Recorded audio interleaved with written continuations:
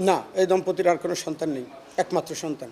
তাদের ঘরে তর্কাতর্কির এক পর্যায়ে তার মা তাকে চড়থাপ্পড় দেয়, তার বাবা পাশের রুম থেকে এসে কাঠের একটি বাতা দিয়ে তাকে আঘাত করে, সেই আঘাতটি তার মাথায় লেগে মাথা ফেটে যায়। আমাদের কাছে এখন পর্যন্ত তথ্য এসেছে এমনই, তারা বাবা মা দুজনেই মাদক সেবন করেন। গত 8 জুলাই 2026 তারিখ রাত অনুমান 21 ঘটিকার সময় খুলনা সদর থানাধীন প্রান্তিক আবাসিক এলাকার 3 নম্বর রোডে একটি প্লাস্টিকের বস্তাবন্দি অজ্ঞাতনামা কিশোরীর মরদেহ পড়ে আছে মর্মে খুলনা সদর থানা পুলিশ সংবাদ পায়। খবর পেয়ে দ্রুত ঘটনাস্থলে উপস্থিত হয়ে মরদেহ উদ্ধার করে খুলনা মেডিকেল কলেজ হাসপাতালে প্রেরণ করে এবং প্রয়োজনীয় আইনগত প্রক্রিয়া সম্পন্ন করে। ঘটনার গুরুত্ব বিবেচনায় পুলিশ পরিচয় শনাক্ত ও হত্যার রহস্য উদ্ঘাটনের জন্য তাৎক্ষণিকভাবে তদন্ত শুরু করে। পিবিআই সিআইডি সংশ্লিষ্ট সংস্থার সহায়তায় পরিচয় শনাক্তের চেষ্টা চালানো হয়। পাশাপাশি সামাজিক যোগাযোগ মাধ্যমে ভিকটিমের ছবি প্রচার, বেতার বার্তা প্রেরণ এবং বিভিন্ন সোর্সের মাধ্যমে তথ্য সংগ্রহের উদ্যোগ গ্রহণ করে।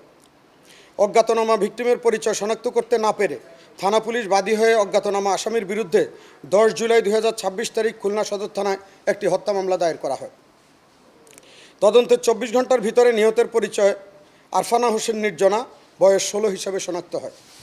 তিনি সোনাডাঙ্গা থানাধীন বসুপাড়া এলাকার বাসিন্দা এবং মোহাম্মদ আলিম হোসেন আকাশ ও আরিফা ইয়াসমিন সীমা দম্পতির কন্যা। পরবর্তীতে খুলনা সদর থানা পুলিশ নিহতের বাসায় গিয়ে তার মা আরিফা ইয়াসমিন সীমা 35কে জিজ্ঞাসাবাদ করলে প্রথমে তিনি বিভ্রান্তিকর তথ্য প্রদান করেন। পরে নিবিড় জিজ্ঞাসাবাদের এক পর্যায়ে স্বীকার করেন যে তার মেয়ে বিভিন্ন ছেলেদের সঙ্গে অবৈধ প্রেমের সম্পর্ক গড়ে তোলে, যার ফলশ্রুতিতে তাদের মধ্যে পারিবারিক কলহের সৃষ্টি হয়। উক্ত পারিবারিক কলহের কারণেই নিজ কন্যা আরফানা হোসেন নির্জনাকে হত্যা করেন। হত্যার পর মরদেহটি প্লাস্টিকের বস্তায় ভরে খুলনা সদর থানাধীন প্রান্তিক আবাসিক এলাকার 3 নম্বর রোডে ফেলে রেখে ঘটনাটি ভিন্ন খাতে প্রবাহিত করার চেষ্টা করেন। ঘটনার মূল রহস্য উদ্ঘাটন করত খুলনা সদর থানা পুলিশের একটি আভিযানিক টিম 36 ঘন্টার মধ্যে 10 জুলাই 2026 তারিখে আরিফা ইয়াসমিন সীমা 35কে গ্রেপ্তার করতে সক্ষম হয়। প্রাথমিক জিজ্ঞাসাবাদে তিনি হত্যাকাণ্ডে নিজের সম্পৃক্ততা কথা স্বীকার করেন। পরবর্তীতে তিনি স্বেচ্ছায় ফৌজদারি কার্যবিধির 144 ধারায় বিজ্ঞ আদালতে দোষ স্বীকারোক্তিমূলক জবানবন্দি প্রদান করেন। এ ঘটনায় জড়িত অপর আসামি মোহাম্মদ আলিম হোসেন আকাশকে গ্রেপ্তারের লক্ষ্যে পুলিশি অভিযান ও তদন্ত কার্যক্রম অব্যাহত রয়েছে।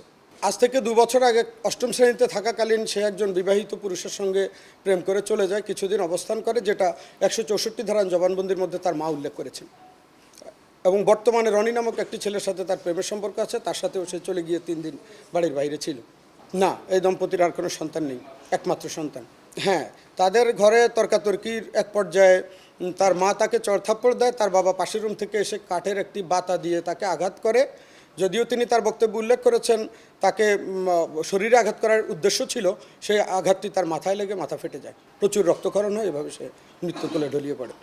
লাশটা তারা আসলে সে যখন তার শরীরটা নিস্তেজ হয়ে যায় তারা বুঝতে পারে যে হয়তো সে মারা গিয়েছে, এই জন্য লাশটি গোপন করার জন্য তারা বস্তাবন্দি করে প্রথমে তার বাবার লুঙ্গিতে, পরে বস্তাবন্দি করে বাইরে নিরালাতে ফেলে আসে বৃষ্টির সময়। এখন পর্যন্ত তদন্তে মা এবং বাবার নাম এসেছে, আমরা এখন পর্যন্ত পাইনি, তবে তদন্তে আমরা পেলে অবশ্যই সেটা চলে আসবে। মামলার বাদী হয়েছে পুলিশ। আপনারা জানেন আমার জীবনে, চাকরি জীবনে এটা একটি বিব্রতকর অবস্থা। 26 বছরে আমি এই ধরনের, কারণ মা বাবা দুজনই তার একমাত্র ওয়েল উইশার, সেখানে তারাই হত্যাকাণ্ডে অংশগ্রহণ করেছে। আমরা বিভিন্ন জায়গায় আলাপ আলোচনা করি ঊর্ধ্বতন কর্তৃপক্ষের সাথে এবং যারা বিজ্ঞজন আছে আমাদের মধ্যে অভিজ্ঞতা সম্পন্ন, পরে তারা আমাদেরকে পরামর্শ দিয়েছেন পুলিশ বাদী হয়ে মামলা করে, কারণ পুলিশ রাষ্ট্রপক্ষ, রাষ্ট্র মূলত বাদী হয়েছে। আমাদের কাছে এখন পর্যন্ত তথ্য এসেছে এমনই, তারা বাবা মা দুজনেই মাদক সেবন করেন। খুলনা মেট্রোপলিটন পুলিশ খুলনাবাসীর নিরাপত্তার জন্য সার্বক্ষণিক নিরলসভাবে কাজ করে যাচ্ছে। ধন্যবাদ।